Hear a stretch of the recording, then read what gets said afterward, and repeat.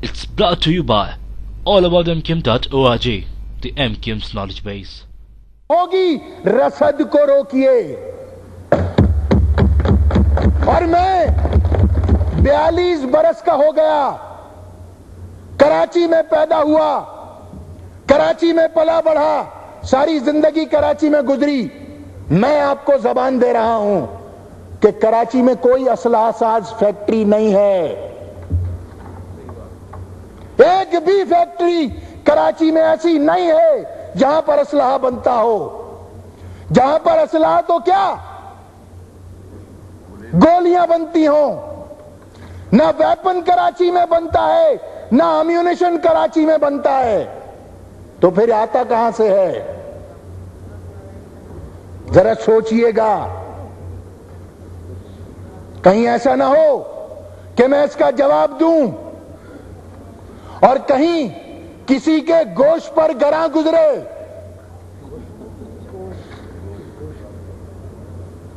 कराची में और कराची समेत किसी भी शहर में पाकिस्तान के अगर डीवेपनाइज करना चाहते हैं तो रसद को रोकिए।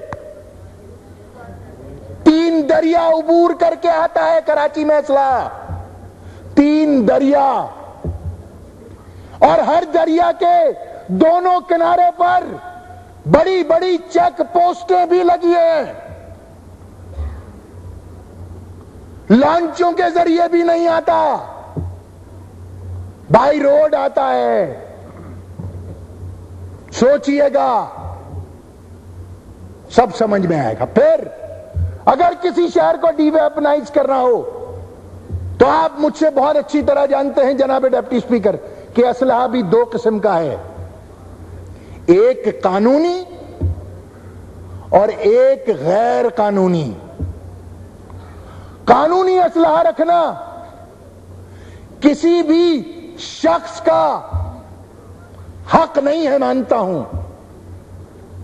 गवर्नमेंट का डिस्क्रेशन है, देना चाहे तो दे और ना देना चाहे तो ना दे। मगर गैर कानूनी असलहा जब तक रसद को नहीं रोकेंगे, गैर कानूनी असलहे पर कोई असर नहीं पड़ेगा। और फिर दूसरी बात, वो कानूनी असलहा जो पहले से लोगों के पास मौजूद है, एक प्रेसिडेंस है, एक प्रैक्टिस है, that privilege once given can never be taken back. मुझसे बहुत ज्यादा काबिल लोग आपके सामने तशरीफ फरमाए हैं। Privilege once given can never be taken back. उनसे असला वापस किस जवाब पे लेंगे आप? आपका गैर कानूनी असलहा इसलिए तेजी से बढ़ता चला जा रहा है कि आपको मुश्किल दरपेश है असलहे का लाइसेंस देने में।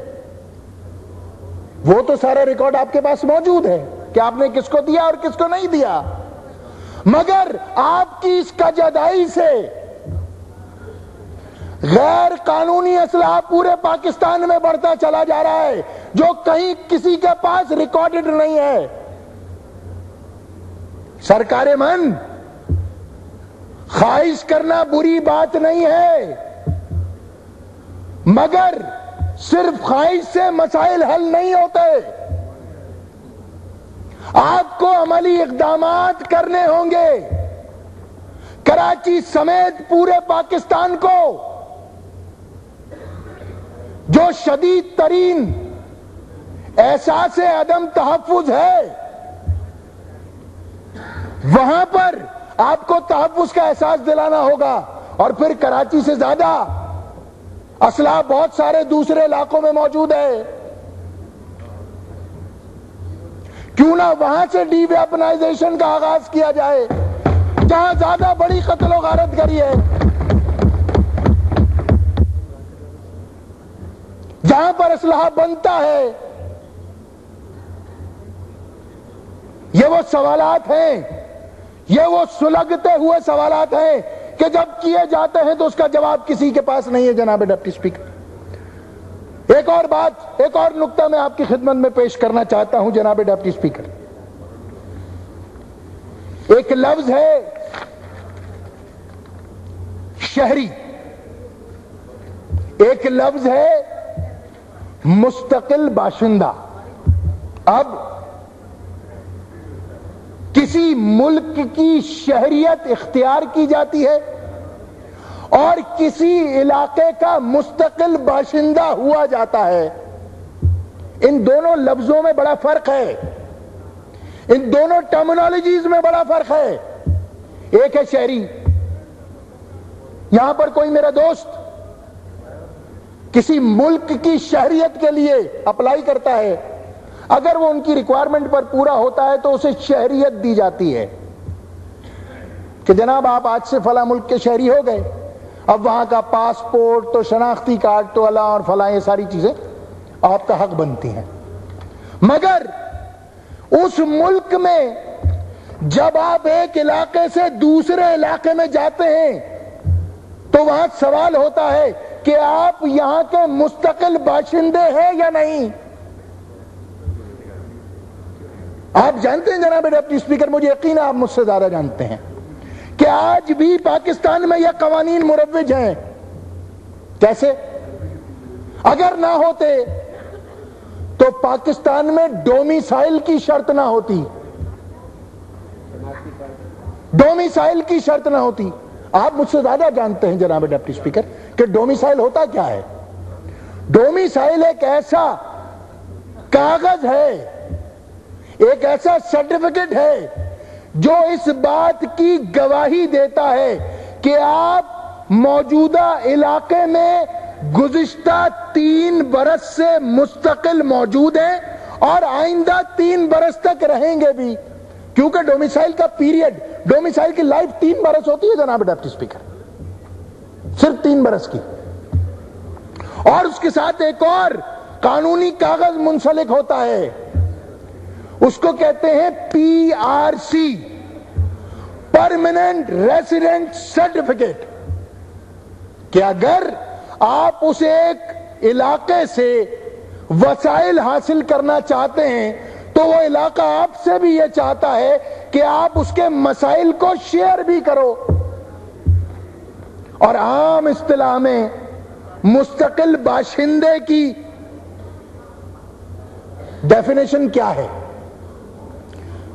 مستقل باشندے کی ڈیفینیشن جناب ڈپٹی اسپیکر میری ناقص معلومات میں یہ ہے کہ ایک شخص جو کسی علاقے میں آئے، وہاں رہے، وہاں کھائے کمائے، وہیں پر خرچ کرے اور وہیں پر دفن ہو جائے، یہ ہے مستقل باشندہ۔ اب اگر میں اپنے دوست کے علاقے میں چلا جاؤں، ہمارے وزیر اطلاعات و نشریات تشریف رکھتے ہیں، میرے بہت ہر دل عزیز دوست ہیں، ان کے علاقے میں جاؤں اور جا کے سکونت اختیار کر لوں تو چند برسوں، ہو سکتا ہے 8 10 15 20 برس، مجھے شاید وہاں کے لوگ مقامی نہ سمجھیں اور یہ سمجھتے رہے کہ قاہرہ کا دوست ہے اور رہ رہا ہے، کوئی حرج نہیں ہے۔ مگر مستقل باشندہ میں کھاریاں اور سرائے عالمگیر کا کب ہوں گا؟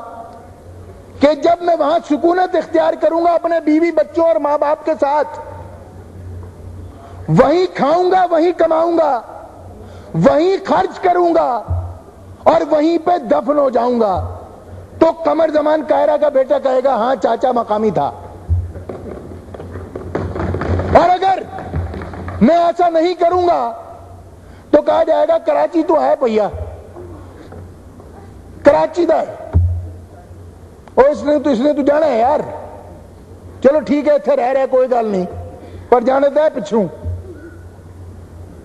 تو سرکار من وہ تمام کراچی والے، چاہے کسی مذہب، کسی مسلک، کسی زبان، کسی لسان، کسی قومیت سے تعلق رکھتے ہوں، پورے پاکستان میں مروجہ قانون، چاہے قانونی ہو چاہے وہ علاقے کی روایت کے مطابق میں ہو، مستقل باشندہ